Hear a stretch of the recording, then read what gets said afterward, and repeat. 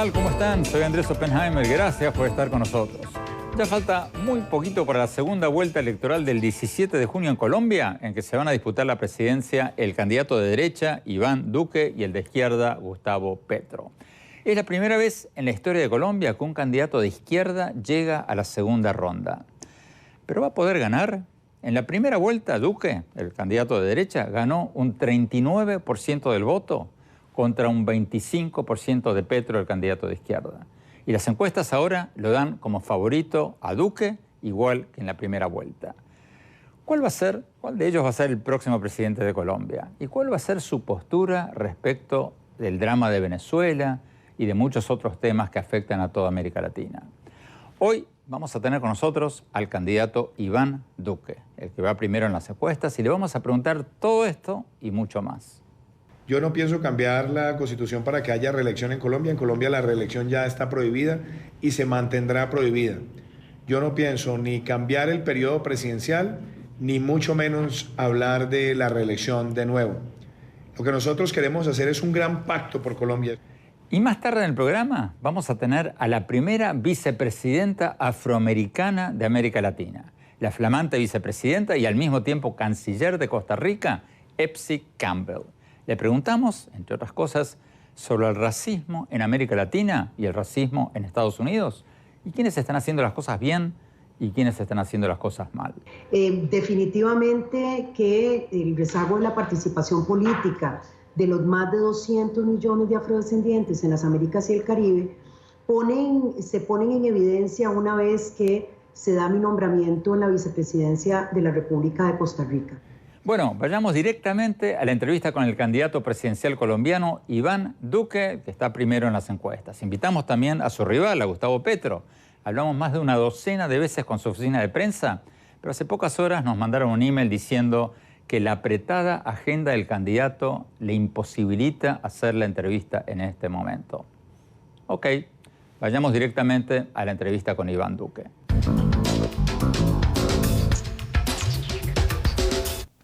Candidato Iván Duque, doctor Duque, muchas gracias por estar con nosotros. Andrés, es un placer estar en tu programa. Un gran saludo y un saludo a toda la audiencia. Usted ganó la primera vuelta electoral por un margen bastante grande, con el 39% del voto. Pero en la segunda vuelta, algunos partidos como el Polo Democrático se le han unido al que estaba segundo, a su rival, a Gustavo Petro. ¿Cómo espera ganar y con qué porcentaje del voto piensa ganar?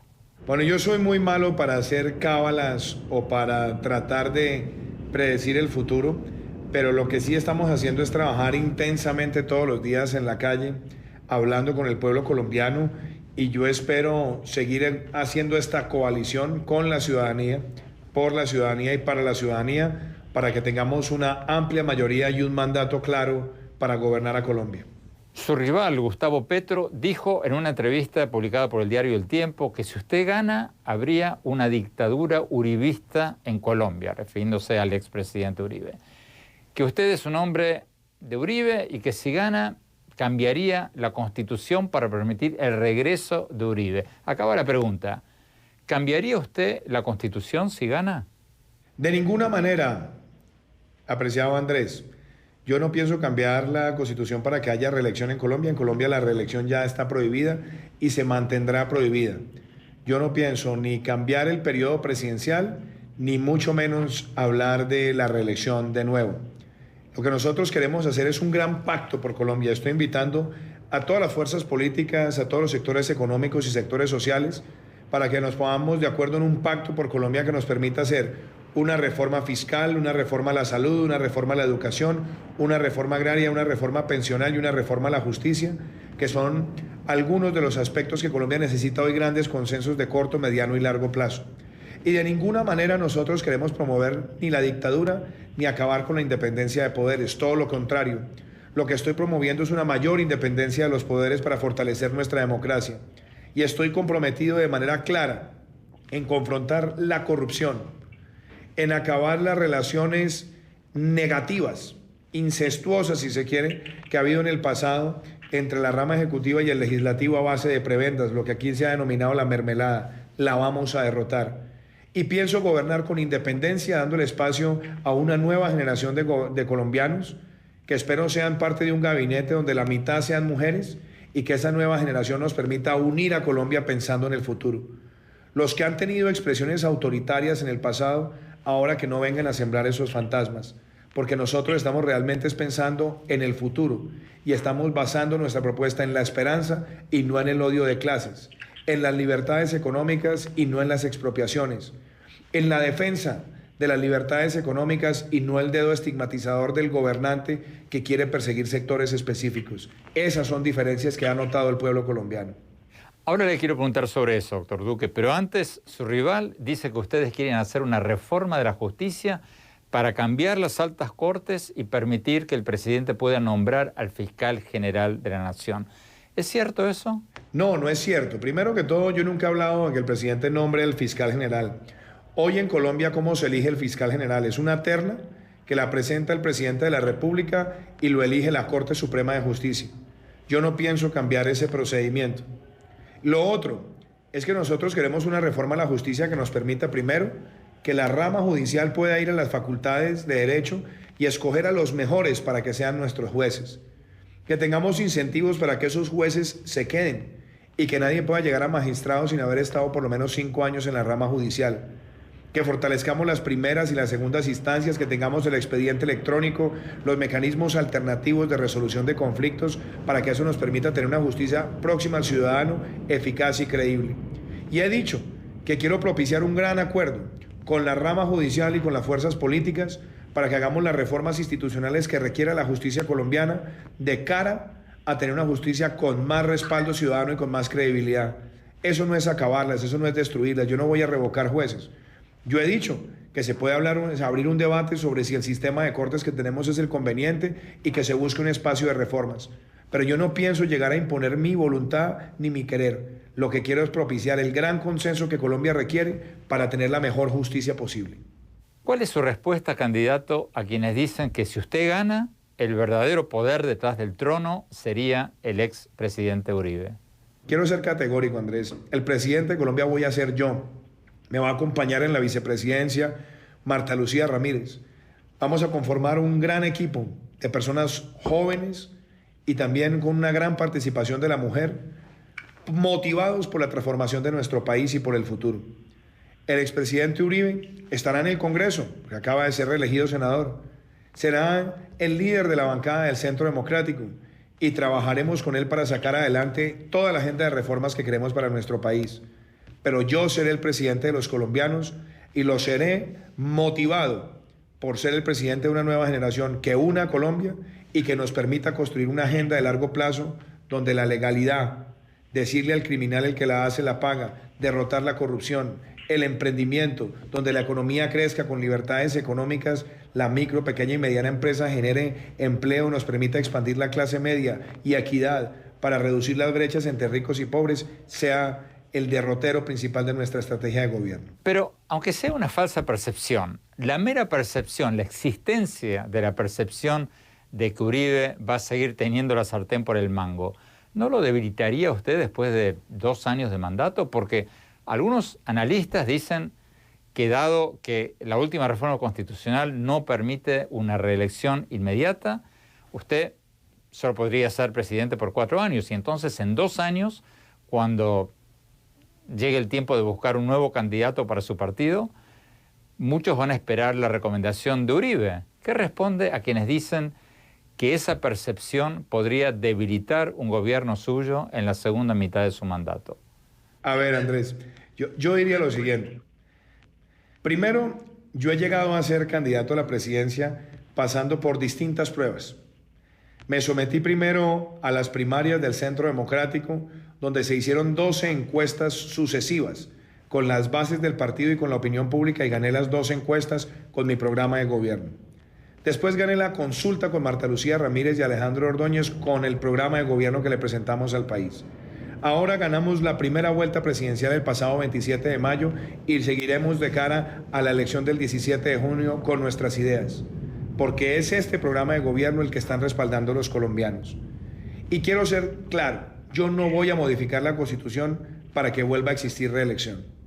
Yo no estoy preocupado en este momento por quién sería mi sucesor si soy elegido con el respaldo de los colombianos y la ayuda de Dios. Yo lo que estoy pensando es cómo vamos a gobernar bien y que cuando venga el próximo proceso electoral yo sea una persona que le dé todas las garantías a quienes aspiren a ser presidentes de Colombia.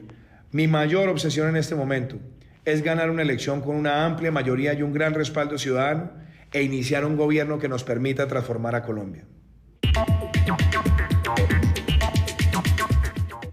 Tenemos que ir a un corte. Queremos reiterar que hemos invitado desde hace más de un mes al candidato de izquierda, Gustavo Petro. Hemos hablado repetidamente, más de una docena de veces con su encargado de prensa. De la misma manera en que le acabamos de preguntar a Duque sobre las principales críticas que le hace su adversario, queríamos preguntarle a Petro sobre sus vínculos con el chavismo, si es cierto que ha actuado como anfitrión de Hugo Chávez en Bogotá y sobre sus supuestas amenazas de expropiar tierras de los ricos, que Petro dice que no son ciertas y que forman parte de una supuesta campaña de engaño en contra de su campaña. Nos dijeron que iban a tratar de encontrar un hueco en su agenda, pero no lo hicieron. Bueno, tenemos que ir a un corte. Cuando volvamos, seguimos con el candidato puntero en las encuestas, Iván Duque.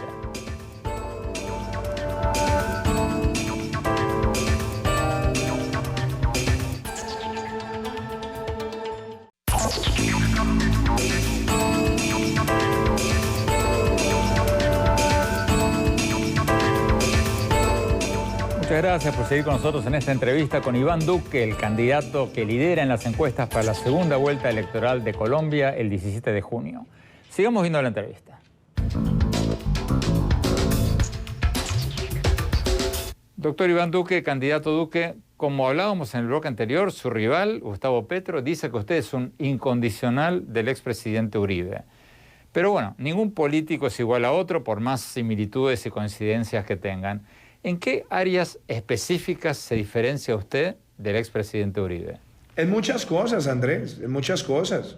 En estilos, en formas, en ideas que tengan que ver con libertades económicas, en el impulso a sectores específicos. Hay muchísimas diferencias. Yo no me voy a sentarme a hacer una lista individual de cuál por cuál, pero yo tengo la suficiente autonomía y la suficiente capacidad de liderazgo y de gestión para aspirar a la presidencia de Colombia y orientar el país hacia el futuro. Y claro que hay diferencias con él y con muchas otras personas, porque las personas no son iguales. Y yo he venido planteándole al país un programa, yo he venido planteándole a Colombia un plan de gobierno desde hace más de 2 años y medio, y ha sido ese plan del gobierno el que nos ha ganado ese respaldo que hemos tenido y seguiremos trabajando con humildad de cara a buscar la victoria el 17 de junio.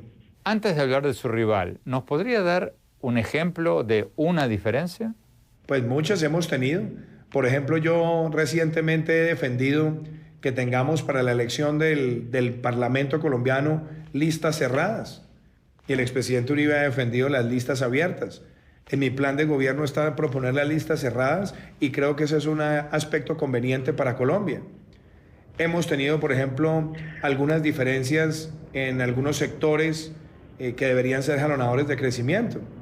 Hemos tenido diferencias en muchos aspectos y también coincidencias, porque de eso se trata la política, que cada persona tenga su independencia, que cada liderazgo tenga su independencia y que obviamente en el proceso de formación del liderazgo y en el proceso de formación de un plan de gobierno, quien quiere liderar al país va buscando los encuentros entre distintos puntos de vista. Y a mí lo que me interesa en este momento es conciliar a Colombia, que tengamos una gran unidad ciudadana y cívica pensando hacia el futuro. Usted ha dicho que su rival, Gustavo Petro, es un Castro chavista. Él dice que no, incluso ha dicho, cuando le preguntaron, que el presidente de Venezuela, Nicolás Maduro, es un dictador. ¿Qué evidencias hay de que Petro sería un lobo disfrazado de corderito? Bueno, lo primero es que yo he utilizado muy poco el término castrochavista, aunque yo sí quisiera decir que hay muchos síntomas que son similares a los que llevaron a Venezuela a su catástrofe en el discurso. Cuando se utiliza el discurso estigmatizador de sectores de la producción, estamos viendo exactamente los mismos patrones que llevaron a que en Venezuela se atacaran sectores productivos que llevaron a su aniquilamiento. Segundo, nosotros estamos viendo el discurso expropiador, claro, los matices y la respectiva adecuación, pero el discurso expropiador al fin y al cabo, que es empezar a gravar con impuestos ciertos bienes hasta que asfixian al poseedor de los bienes y los tiene que vender al precio que el gobierno le asigna. Y eso se llama expropiación. Cuando vemos que se quiere apropiar de los fondos de pensiones, también estamos viendo el mismo síntoma que acabó con muchas de las libertades económicas en Venezuela. Cuando vemos además que se está empleando el dedo inquisidor del Estado, y en este caso de quien pretende gobernar, diciendo cuáles sectores sí y cuáles sectores no, y en qué términos y en qué condiciones, estamos viendo también el mismo síntoma autoritario, expropiador y además con desdén de la libertad económica que afectó a Venezuela y a otros países. Esos síntomas están allí, y mucho más cuando alguien en el pasado se autodenominó como una especie de asesor impectore del entonces gobernante de Venezuela, Hugo Chávez.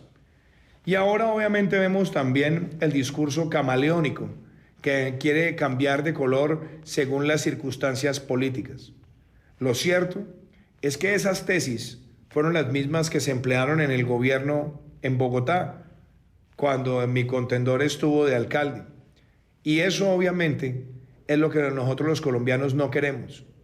Nosotros queremos una gran agenda social, una agenda de política social, pero cimentada en el emprendimiento y en las libertades económicas, sin expropiaciones, sin estigmatizaciones, sin persecuciones de sectores específicos, y sin que sea el estado de ánimo del gobernante el que genere la incertidumbre o el que genere las certezas en una economía.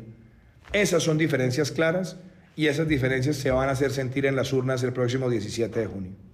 Pero, para ser justos, ¿hubo expropiaciones en Bogotá cuando Petro era alcalde?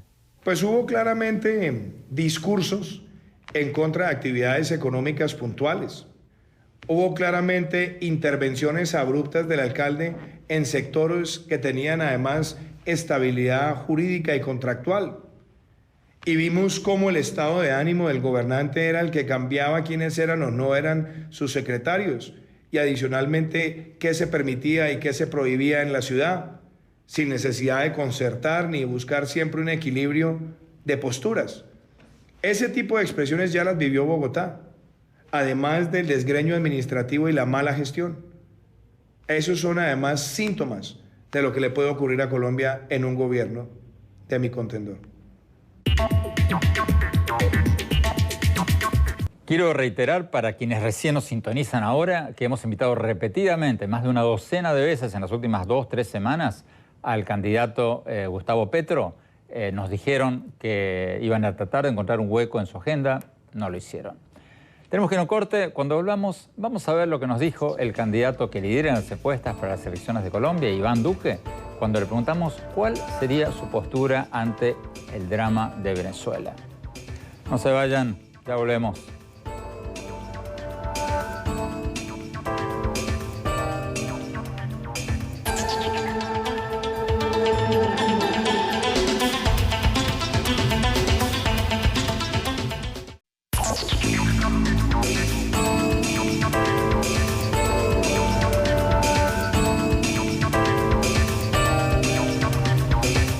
Muchas gracias por seguir con nosotros en esta entrevista con Iván Duque, el candidato que lidera en las encuestas para la segunda vuelta electoral del 17 de junio en Colombia.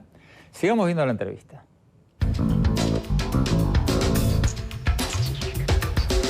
Candidato Iván Duque, hablemos un poco de Venezuela. ¿Cuál sería la diferencia de su gobierno y el actual gobierno, el gobierno saliente del presidente Santos, en cuanto a Venezuela? Porque Colombia ya ha retirado a su embajador de Venezuela. El presidente Santos dijo en nuestro programa la semana pasada que Maduro es un dictador. ¿Qué haría usted de diferente si gana las elecciones respecto de Venezuela? Bueno, lo más elemental es empezar por no reconocer las últimas elecciones, cosa que ya hizo el gobierno colombiano, y en eso nos mantendremos. Porque esas son unas elecciones de una dictadura revestida de ciertos aromas democráticos que además son una fachada para que la dictadura se perpetúe en el poder. No vamos a reconocer ese resultado. Colombia a su vez tiene que retirarse de UNASUR, porque UNASUR ha sido una institución fachada para proteger esa dictadura. Tercero, nosotros tenemos que seguir insistiendo en toda la diplomacia del sistema interamericano para que se apliquen sanciones y se acorrale diplomáticamente a esa dictadura para que haya una transición a elecciones libres en Venezuela. Y creo también que el proceso que ha venido liderando el secretario general de la OEA, Luis Almagro, y otros jefes de Estado, también tiene que ser apoyado en el sentido de lograr que la Corte Penal Internacional abra una investigación en contra del dictador. Hace un año yo lo denuncié como senador con 76 senadores de Colombia que me acompañaron con su firma y más de 50 de Chile, porque claramente estamos viendo crímenes de lesa humanidad cometerse de manera exponencial en Venezuela. Y obviamente también nosotros tenemos que buscar que en la frontera tengamos un fondo de asistencia humanitaria, que con varios países tengamos un estatus de protección temporal para que entre varios asumamos ese flujo migratorio, y también en Colombia necesitamos la regularización migratoria para oportunidades de empleo y también darle todo el apoyo y el afecto a aquellos hermanos venezolanos que están buscando resguardo y protección en nuestro país. ¿Usted llevaría el caso de Venezuela ante la Corte Penal Internacional o qué haría concretamente? Yo creo que en este momento varios países de América Latina están contemplando esa opción. Yo lo denuncié hace un año como senador de la República. Me acompañaron 76 senadores de Colombia, 50 congresistas de Chile. Y yo creo que en varios países y varios jefes de Estado de países miembros del Estatuto de Roma estamos en el deber de pedirle a la Corte Penal Internacional que avance en esas investigaciones. Es un mecanismo idóneo y apropiado dentro de los instrumentos del derecho internacional para ejercer presión sobre el dictador y que se haga un tránsito hacia la democracia en Venezuela. Y por supuesto que estaríamos en condiciones de hacerlo. El presidente Santos dice que ya hay 1 millón, o se estima que hay 1 millón de venezolanos en Colombia. Si continúa este flujo de venezolanos a Colombia, ¿consideraría usted cerrar la frontera? Nosotros no estamos contemplando ese instrumento, porque nosotros en este momento tenemos que partir de la base que lo que hay en Venezuela es una situación prácticamente humanitaria, de personas que están huyendo de una dictadura oprobiosa. Nosotros lo que necesitamos en este momento es una gran agenda entre varios países, que tengamos un estatus de protección temporal para que no sea Colombia el único país que absorbe el flujo migratorio, sino que podamos tener entre varios países la capacidad de responder a las necesidades de oportunidades y atención humanitaria que requieren muchos ciudadanos venezolanos. Colombia tuvo en el pasado una circunstancia donde muchos ciudadanos colombianos viajaron a Venezuela y fueron acogidos con los brazos abiertos. Nosotros en este momento no podemos ser inferiores a ese compromiso histórico y a ese gesto de gratitud, pero necesitamos que la forma en la que enfrentemos esta situación y esta crisis sea abordada dentro de una política concertada entre varios países del sistema interamericano, y esa será una de las tareas que promoveré como presidente. Finalmente, candidato Duque, Colombia depende todavía mucho del petróleo y de las materias primas. Más del 80% de las exportaciones, según varias agencias internacionales, son materias primas. ¿Qué haría usted para diversificar la economía de Colombia? Bueno, lo primero es que nosotros tenemos en este momento una circunstancia, y es que las exportaciones apenas representan el 16% del PIB. Y nuestras exportaciones están concentradas en pocos productos donde juega un papel muy importante el petróleo. Yo creo que el reto nuestro es motivar una gran tasa de inversión que nos permita diversificar la inversión en otros sectores y que esos sectores también se conviertan en sectores exportadores de valor agregado. Yo tengo el firme compromiso de diversificar mucho más nuestra oferta exportable, que no sigamos concentrados en un 75% de las exportaciones en 15 productos, sino que podamos abrir más de 24, 25 o 30 productos en los próximos 4 años. Y obviamente también lo que nosotros necesitamos es que en términos de exportaciones desconcentremos mucho más esa oferta exportable en el petróleo.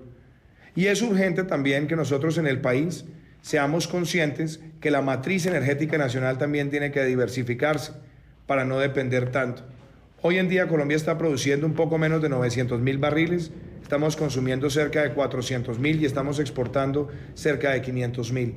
Lo que nosotros necesitamos es quitarle esa presión a la demanda de combustibles en el parque automotor. Por eso estamos promoviendo los vehículos eléctricos y también las energías renovables, de tal manera que podamos exportar mucho más en términos de monetarios y en términos de volumen, y que esos recursos nos permitan tener las divisas suficientes para ser ahorradas y enfrentar de manera contracíclica cualquier choque, y al mismo tiempo de orientar una parte de esos recursos hacia una inversión estratégica que nos permita ser un país con mucho más peso agroindustrial, con mucho más peso en servicios, con mucho más peso en sectores como las industrias creativas y culturales, y obviamente en un mayor desarrollo industrial con valor agregado que se inserte en las cadenas globales de valor.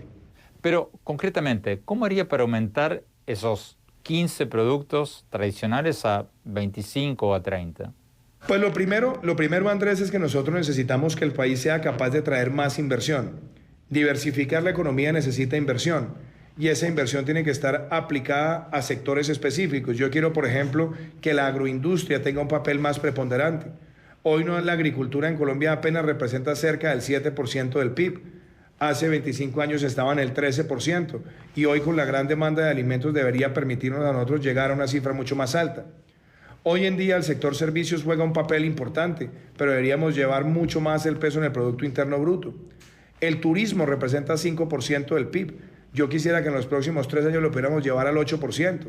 Las industrias creativas representan el 3.4% del PIB, más que el café y más que la minería. Razón de más para ampliar su abanico de oportunidades. Entonces lo veo por el lado de inversión, pero para que esa inversión llegue necesitamos más estabilidad en las reglas de juego, un sistema tributario mucho más simple, y obviamente que tengamos la capacidad de resolver muchos trámites administrativos que se han vuelto engorrosos, de manera que podamos eliminar trámites innecesarios y que tengamos un Estado mucho más amigable para que esa inversión llegue a los mercados donde tenemos nosotros hoy oportunidades consolidadas. Me preocupa que en los tratados de libre comercio estamos teniendo cada vez más balanzas comerciales negativas, y parte de las obsesiones que yo tengo es que en una buena diplomacia comercial, en una buena diplomacia sanitaria, en una buena diplomacia industrial, logremos que Colombia llegue a esos mercados y, como uno de sus puntos principales, nos ayude a ampliar la oferta exportable.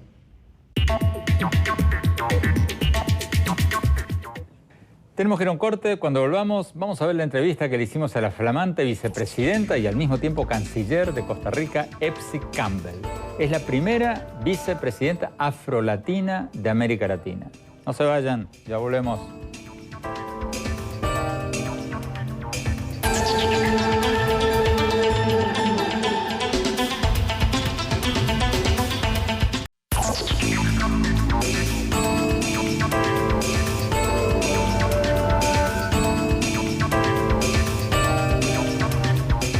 Gracias por seguir con nosotros. Hace pocas semanas asumieron sus cargos el nuevo presidente de Costa Rica, Carlos Alvarado, y su vicepresidenta y al mismo tiempo canciller, Epsi Campbell.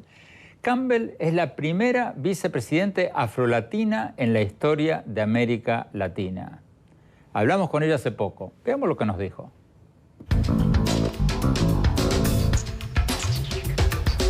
Vicepresidenta, canciller, muchas gracias por estar con nosotros. Mucho gusto de estar aquí, muy contenta de poder compartir con ustedes. Usted es la primera vicepresidenta afrodescendiente de América Latina. ¿Eso tendría que llenarnos de orgullo o tendría que llenarnos de vergüenza por el hecho de que recién en el 2018 tengamos una vicepresidenta afrolatina? Yo diría que ni uno ni lo otro. Lo que sí es verdad es que evidentemente este siglo muestra un avance sustantivo en las democracias de la región, de no solo visibilizar cada vez más el papel de las mujeres, sino donde se abren espacios cada vez más claros para la población afrodescendiente. Definitivamente que el rezago de la participación política de los más de 200 millones de afrodescendientes en las Américas y el Caribe se ponen en evidencia una vez que se da mi nombramiento en la vicepresidencia de la República de Costa Rica.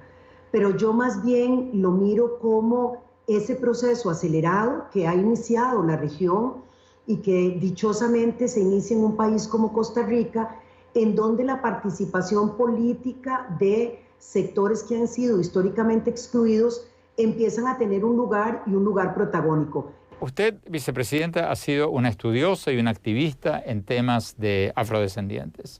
¿Dónde hay más racismo contra los afrolatinos o afrodescendientes? ¿En Estados Unidos o en América Latina? Yo creo que es prácticamente imposible tener un racistómetro para identificar claramente en dónde es que hay más racismo. El racismo y la discriminación tienen intensidades y facetas diferentes dependiendo de la sociedad en donde se encuentre. De manera que realmente lo importante más bien es mirar de qué manera se está enfrentando en cada uno de los países. Es una realidad que las propias Naciones Unidas han planteado como uno de los temas centrales sobre los que se debe trabajar y está muy bien recogido en el contexto del decenio de los pueblos afrodescendientes que inició en el año 2014, se manifiesta de una manera en el sur de América, en Centroamérica y en los Estados Unidos, pero yo no me atrevería a decir que en un lugar hay más o menos racismo, sino que formas diferentes de manifestar la discriminación hacia los afrodescendientes, las afrodescendientes, pero también hacia los pueblos indígenas y otros grupos que no forman parte del grupo etnorracial dominante. Entonces, para preguntarlo de otra manera, ¿dónde se está enfrentando más eficientemente el racismo y cómo? Bueno, yo diría que en Brasil es uno de los países en donde las manifestaciones de racismo para la juventud afrodescendiente ha sido ya planteada como genocidio, digamos. Realmente creo que ahí hay unos temas históricos de la población afro-brasileña y que en un momento determinado permitieron levantar algunas propuestas institucionales, pero las hay en el rango estatal, ¿verdad?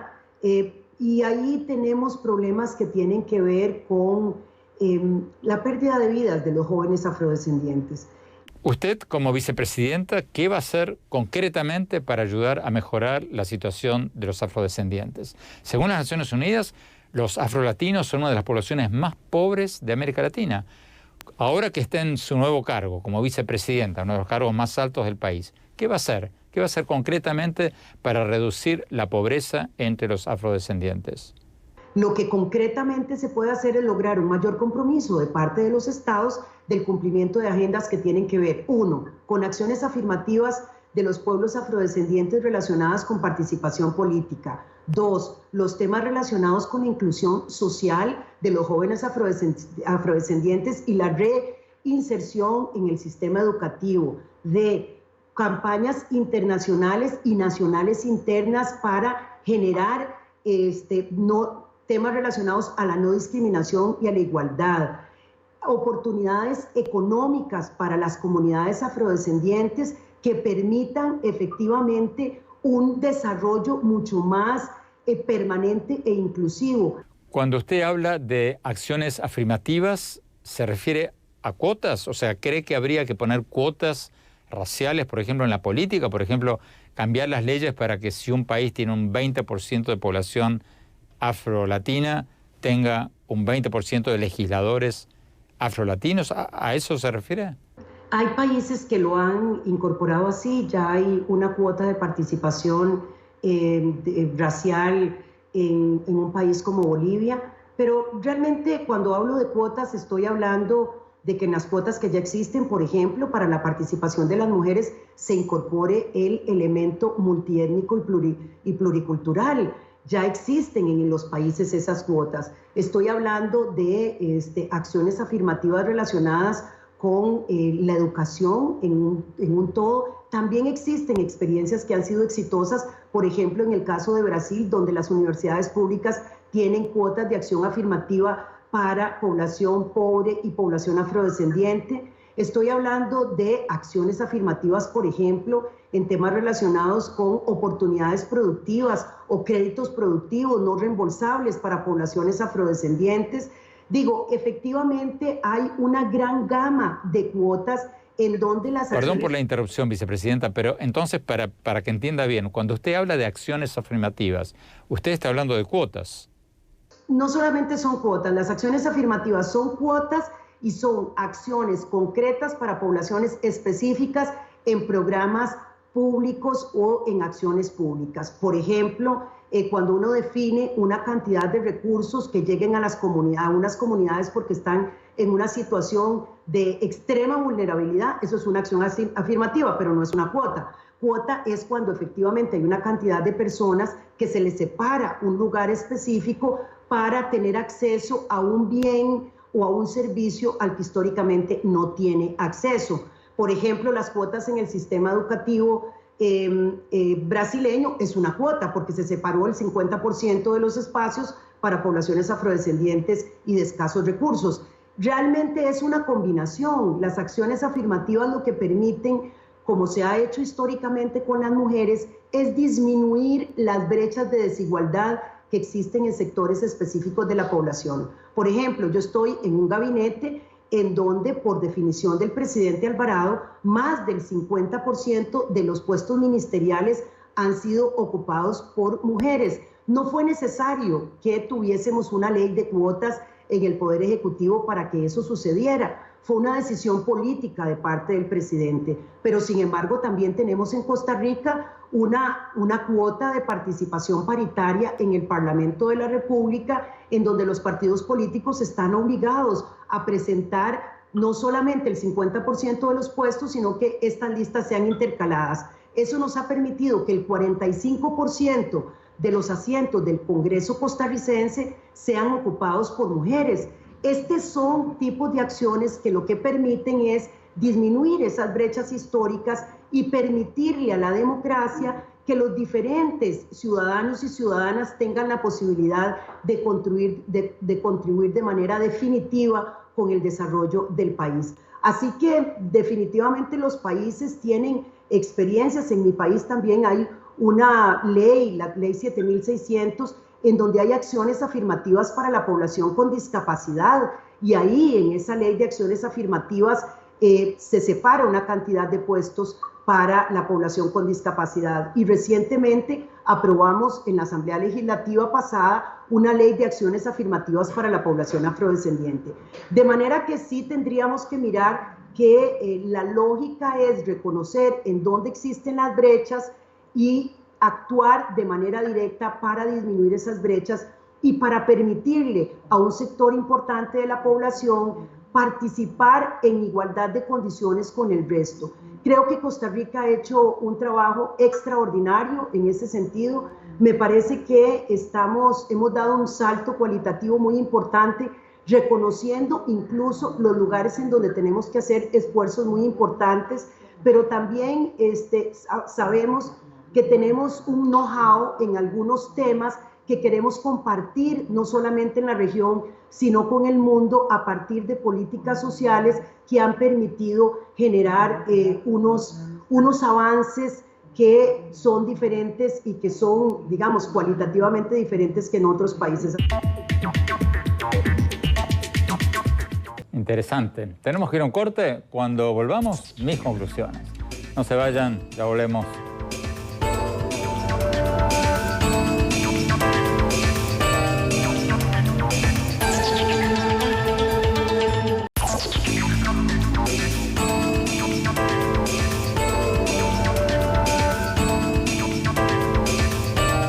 Muchas gracias por seguir con nosotros. Interesante lo que nos dijo hoy el candidato presidencial de Colombia, Iván Duque.